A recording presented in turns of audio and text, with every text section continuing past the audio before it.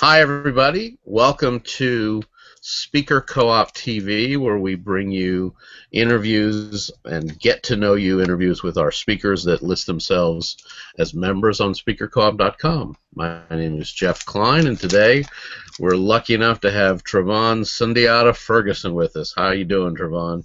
And I'm doing great today. How about yourself? I'm great. Usually you go by Sundiata now, right? Right, exactly. All right. What's the nickname for that, or do I have to say Sundiata the whole time? No, you can just call me Sonny. It makes Sonny, that's everybody's life, good. yeah, it makes everybody's life easier. I like that. That definitely makes me smile because you got a sunny disposition, right? We'll Yeah, play the yeah, word game there. definitely, Well, what we're definitely. doing today, as you know, is we're doing our Speaker Co-op TV 5 questions. So let's just dive right in because that's how we're going to get to know you. Tell us about the main topic you're sharing with the world right now, Sonny.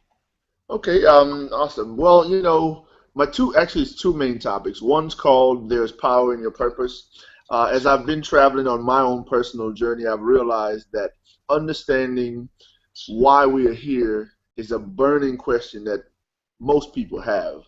But then what is the process that you go through that you to enable you to unlock what that purpose is? Because a lot of times people spend, a great part of their life doing something that they weren't assigned to do, and they end up unhappy, unhealthy. And there's power in your purpose is a process that takes you through the steps that allows you to discover what is your passion and how is that passion connected to why you're here. And then the second one is called the architect within. When I was a kid, that's what I wanted to be, was an architect.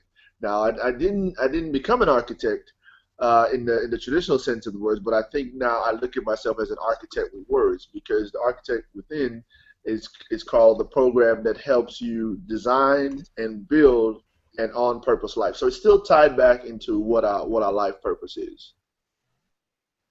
Very nice. I like that. Tell us your favorite groups to share this topic with.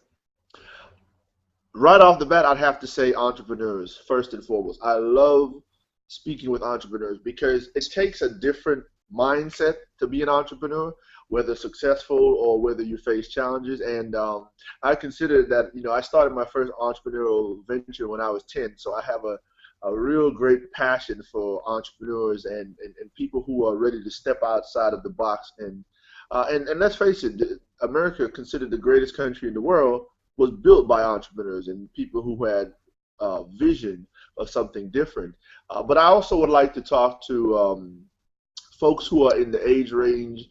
Initially I started out targeting 25-year-olds to 30-year-olds, but then I realized still somewhere in that age range, we're still in that kind of a party mode, so we're not too focused on where we really want to go. So now my major target group as far as the age range is 30 to 40. Individuals who have come to a point where they really start asking themselves, why am I here? What is my purpose? What am I supposed to be doing?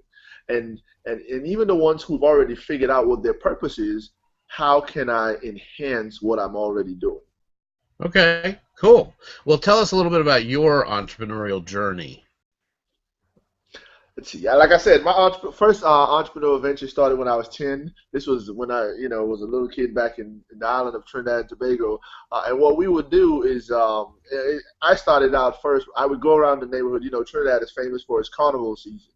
So after the season, I had a grocery cart. I would go around and collect all the beer bottles, and then the one of the main breweries was about a 5 mile walk from my house. So I would push my little cart up the street to the brewery and resell it. And back then it was like ten cents per bottle, which to a Yeah. kid, when you collect over 2,000 bottles, that it adds up. So that was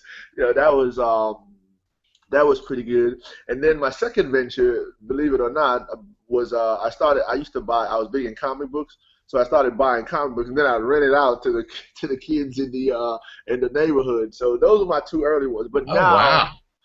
now we've come full circle. I'm the CEO and founder of a company called House of Jar LLC, which has three divisions. The first division, of course, is our graphic design and print services, where we produce print marketing products, i.e., for speakers, but all types of businesses.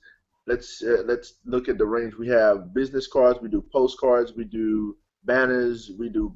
We just started a service where we're doing book covers now. We do yard signs, you name it. We design and print them. But if customers only want print work, we do that. We provide that service as well. The second division is, of course, my health and wellness division. What many people don't know is that I am a cancer survivor, and I'm also certified in holistic health care. So we provide holistic health coaching as well. And of course, the passion and the fuel that really drives the company is the motivational speaking and my writing.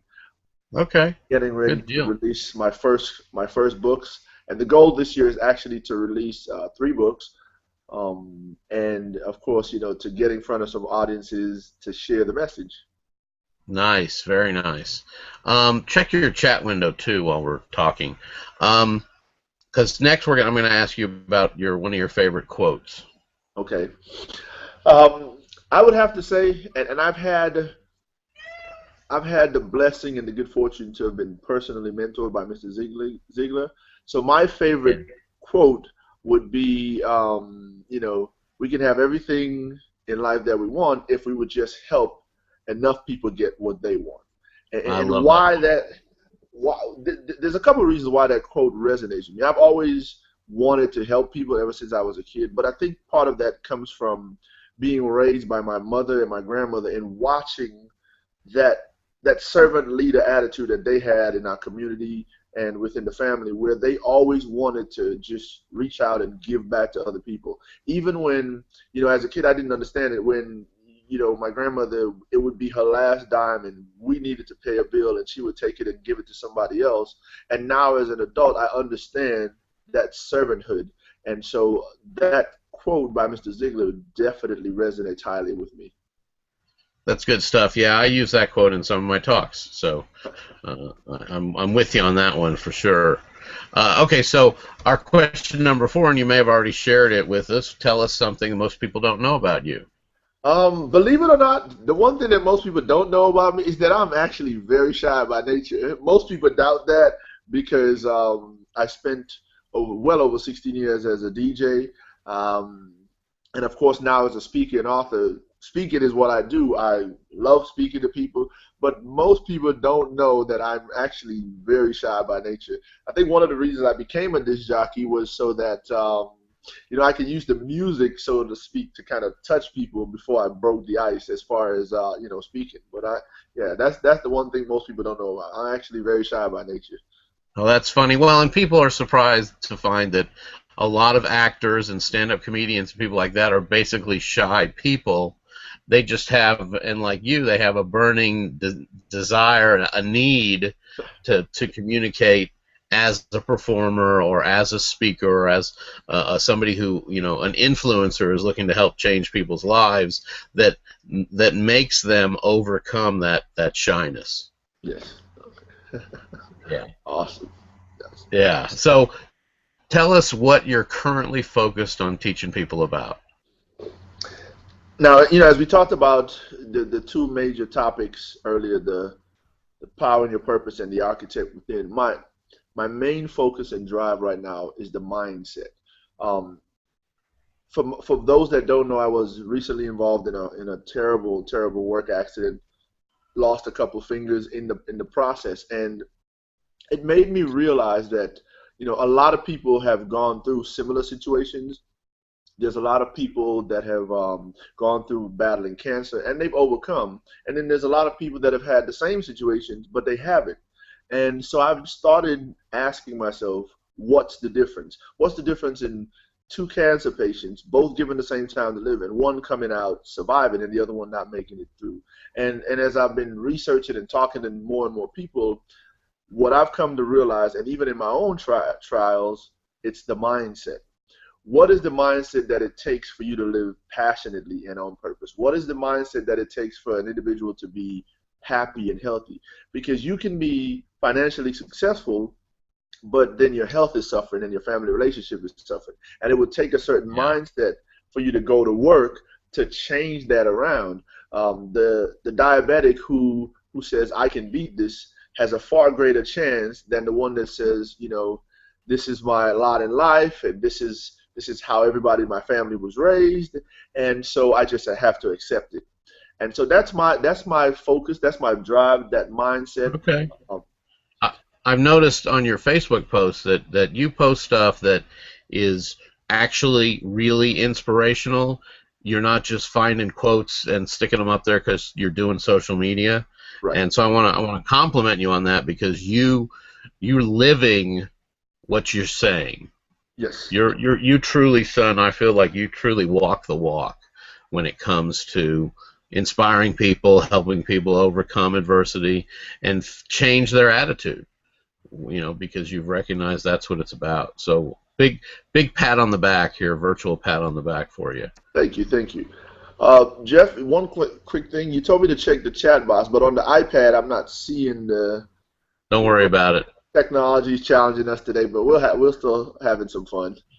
That's okay. So for those watching the video, a little peek behind the curtain when you're doing an on-air thing like this, it's a good idea whether you're using your telephone, text message, your Facebook chat, whatever it is, your messenger.